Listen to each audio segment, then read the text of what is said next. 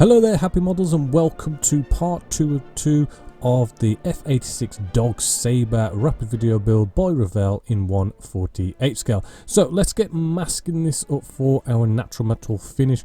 When masking, I do like to kind of go from point A to point B, so you kind of pinch one end and then you go all the way to the other end, and you do get nice straight lines that way.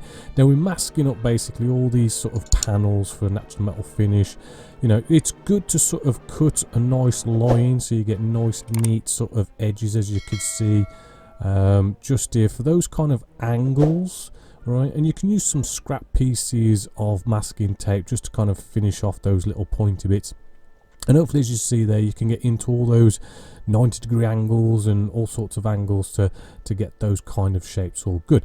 Now we're going to prime this. So we've sort of primed it black, and now we're going to prime it grey. And what this basically does is, when we mix this like a 50-50 mix, is when you put a natural metal finish on top, the primer really kind of changes how your natural metal finish is gonna look. So in other words, instead of going off and spraying, shall we say, lots of different colors of natural metal finish, we're only spraying one color on top. It's the primer that changes the colors. Quick one here, as you could see, you get some overspray. I should have probably not sort of sprayed it so thickly so it's run underneath, but you can kind of clean that up with cotton wool buds or cocktail sticks, and don't be afraid to use old pieces of masking tape as well. Coming in with some blue, again changing those colors. We want to sort of give the engine area maybe a little bit of a kind of heated look to the metalwork, so a bit of blue on the back can sort of bring that through a little bit as well. And I'm generally sort of misting it over as well as just kind of doing some mottled effects with that. Now we're going to whack on some gloss. Mr. Colour Gloss is a really good gloss to use. Gloss helps enhance your natural metal finish, as well as the black, as well as the grey, but gloss just really sort of gives it more of a deep natural metal finish. Now AK Interactive does some really cool natural metal finish. We're using their aluminium here. Do make sure it's mixed and all the sediments off the bottom. Also, you could just see there, matte and gloss can give you different sort of natural metal finish effects as well. So some pieces I've left matte. We're just putting our first coat on, and we're just building these coats up, and hopefully you can sort of see the more coats you put on, you kind of build up your coverage, but you could see the difference between those colors coming through underneath. Hopefully you could see on the wing just there, but the more you put on, the more you can end up killing it off, so don't go overboard. And again, the matte and the gloss difference, again, hopefully you could see the difference between the two.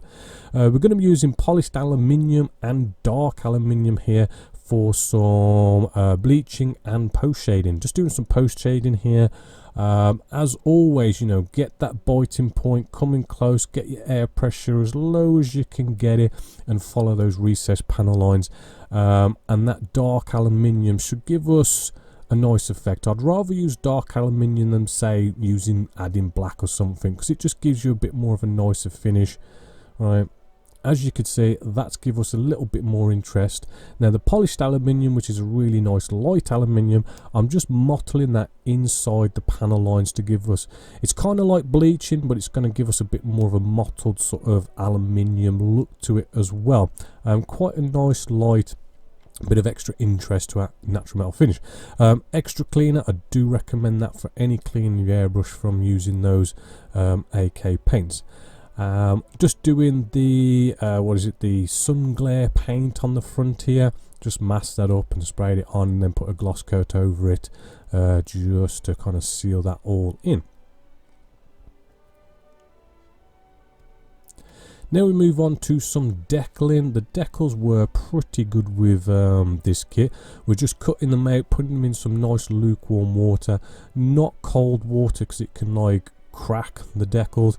Leave that to kind of soak in, and when it moves nice and freely like so, we're all good to get that micro set on. Micro set helps it adhere, gets the softening process starting.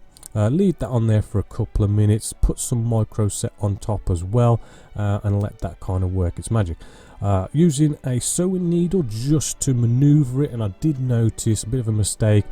that yeah, that bit there supposed to be on one of those slats. So I've had to now sort of press that in using the opposite side of our blade here. Now I'm kind of turning the sharp side over to cut it, so the opposite side just to kind of press it in place, and the sharp side to then begin to cut it. And I'm kind of like tapping it rather than slicing it because it's so delicate.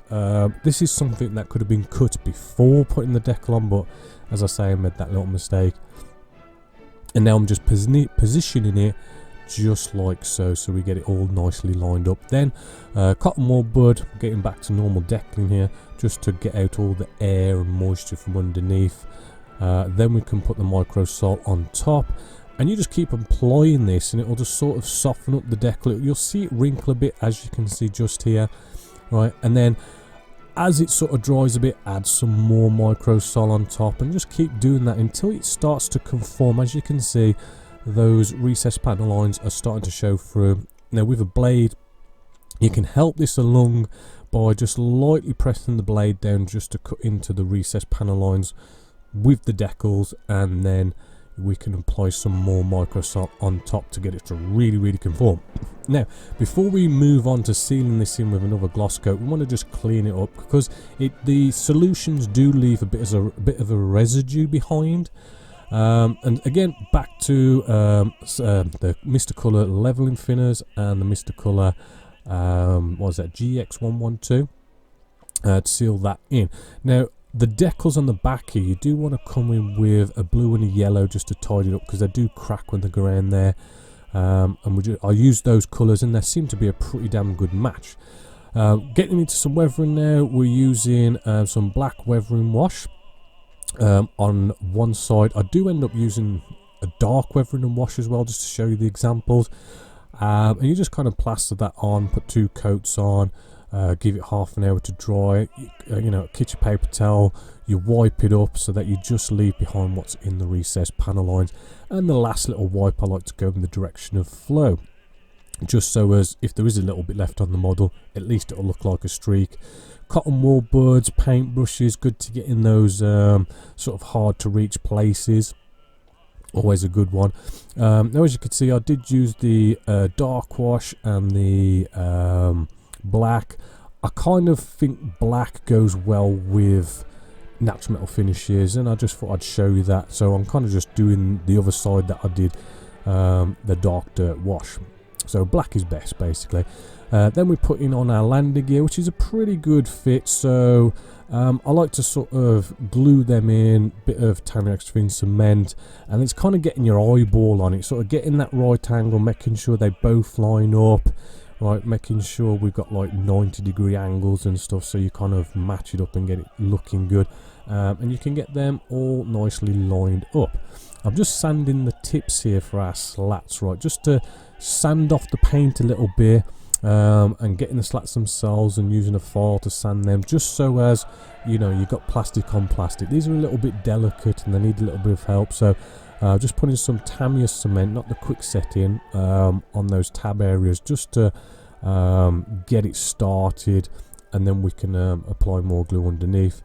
Same with the pylons as well. We're getting out super glue. Sometimes we want to use super glue. It's good to kind of put it on a pot and get. RB Productions does a nice sort of super glue applicator. Really kind of gets precise glue on there.